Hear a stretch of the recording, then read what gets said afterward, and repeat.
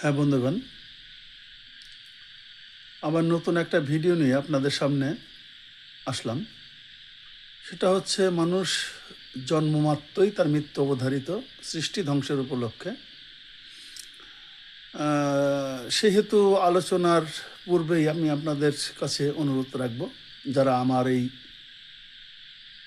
সৃষ্টি এবং স্রষ্টা মিডিয়া ইউটিউব চ্যানেলটিকে সাবস্ক্রাইব করেছেন তাদের ধন্যবাদ। যারা করেননি তারা অবশ্যই সাবস্ক্রাইবটা করে দেবেন। এবং আমি যে কথাগুলো বলবো এটা বেদ পুরাণ থেকেই বলবো, একটু অনুগ্রহ করে এটা শ্রবণ করবেন পুরোটা, সেই প্রত্যাশা রেখেই আমি ভিডিওটা করছি।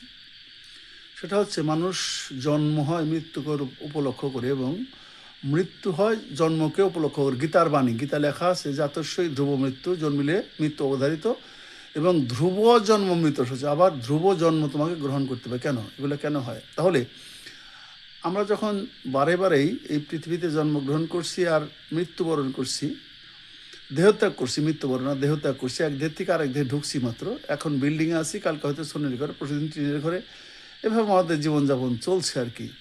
তো সেই হেতু মৃত্যু কার হয়? প্রশ্নটা কিন্তু এখানে, মৃত্যুটা কার হয়? অর্থাৎ মানুষের তো মৃত্যু নেই, মানুষ তো অমর, আমরা অমৃতের সন্তান, আমাদের কারোর মৃত্যু নেই। মৃত্যু কার হচ্ছে সেটা আমাদের জানা একান্তই প্রয়োজন। আমরা অনেকেই এই বিষয়গুলো নিয়ে চিন্তিত হই, ভয়, কিন্তু ভয় করার কিছুই নাই। কারণ এই পঞ্চভূতের দেহ তো কীর্তি অপ্তে স্মরোদ্ভম, এই পঞ্চভূতের দেহ নষ্ট হবে, কিন্তু আত্মসত্তা, যারা আত্মা, এটা নষ্ট হবে না। গীতা ভগবান শ্রীকৃষ্ণ বলেছেন, অর্জুন, দেহিনিত্য অবদেহং দেহ সর্বস্ব ভারত তস্মাৎ সর্বাণী ভূতানি নতং অনুসূচিত মহর্ষি। অর্থাৎ দেহি এবং দেহ দুইটা আলাদা। দেহি হচ্ছে পঞ্চভূতের, দেহকে আশ্রয় করে আত্মা থাকে, আত্মা দেহের আশ্রয় করে থাকে এবং ভগবানের ইশারায় ঠিক আত্মা কোনো একটা সময় দেহ ত্যাগ করে বেরিয়ে চলে যায়। আত্মাকে দেখা যায় না, দেহকে দেখা যায়। কিন্তু যারা আত্মদর্শী, যারা আত্মচৈতন্য বোধ সঞ্চয় করতে পেরেছে, তারা আত্মার সাথেও দেখা করতে পারেন। কিন্তু এটা বিরল বিষয়। এটা যেমন লোকনাথ ব্রহ্মচারী ছিলেন, তিনি দেহটাকে রেখে চলে গিয়েছিলেন সৌদি আরব, গফ্ফরের সাথে কথা বলেছিলেন, গফ্ফরের সাথে বিভিন্ন বিষয়ে কথা বলে তিনি আবার, ভক্তরা বসে আছেন কেন লোকনাথ ব্রহ্মচারী কথা বলছেন না কেন, 2-1.5 দিন হয়ে গেল উনি লড়াচড়া করছেন না, এভাবে তারা চিন্তা ভাবনা করেছিলেন। কিন্তু পরবর্তীতে দেখা গেল কিছুক্ষণ পরে লোকনাথ ব্রহ্মচারী উঠে দাঁড়িয়ে বললেন, আমি চলে গিয়েছিলাম কোথায়? সৌদি আরব, গফ্ফর সাহেবের সাথে দেখা করতে।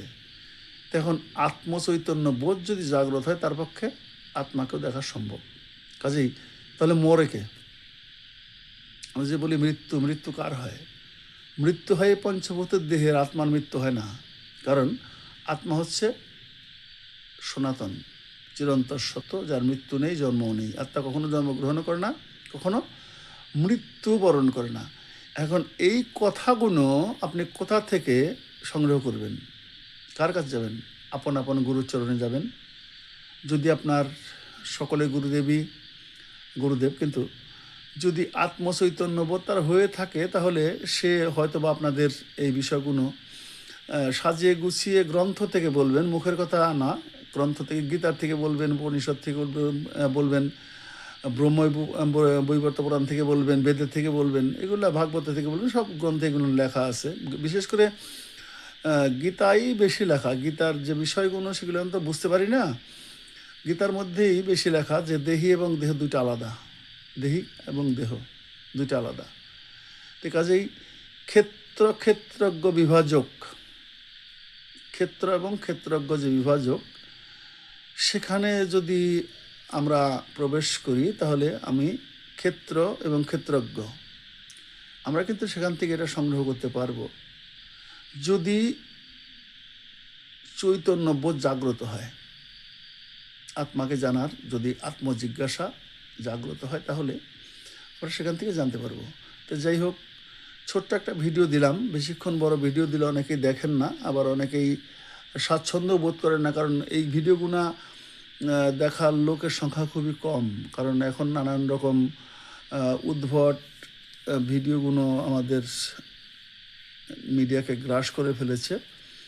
সেহেতু অনুগ্রহ করে পুরা ভিডিওটা আপনি যদি দেখে থাকেন, আপনাকে অশেষ অশেষ ধন্যবাদ, এবং অনুগ্রহ করে আমার এই চ্যানেলটিকে একটু আঙুল দিয়ে সাবস্ক্রাইবটা করে যাবেন এবং লাইক কমেন্ট শেয়ার করবেন, যাতে বস্তুনিষ্ঠ যে বিষয়গুলো মানব জীবনের, সেগুলো সৃষ্টি এবং স্রষ্টা, সৃষ্টিতে যাহা ঘটে তাহা স্রষ্টার দ্বারাই হয়।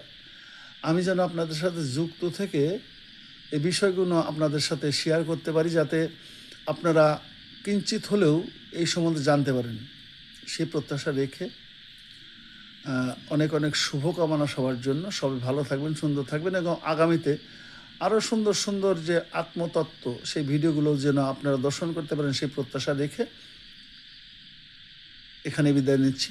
ভালো থাকবেন, সুন্দর থাকবেন, কিন্তু একটা কথা মনে রাখবেন, সৃষ্টি ধ্বংসের উপলক্ষে, জন্ম মৃত্যুকে উপলক্ষ করে, কিন্তু কার মৃত্যু হয় সেই জিনিসটা নিয়ে কথা বললাম।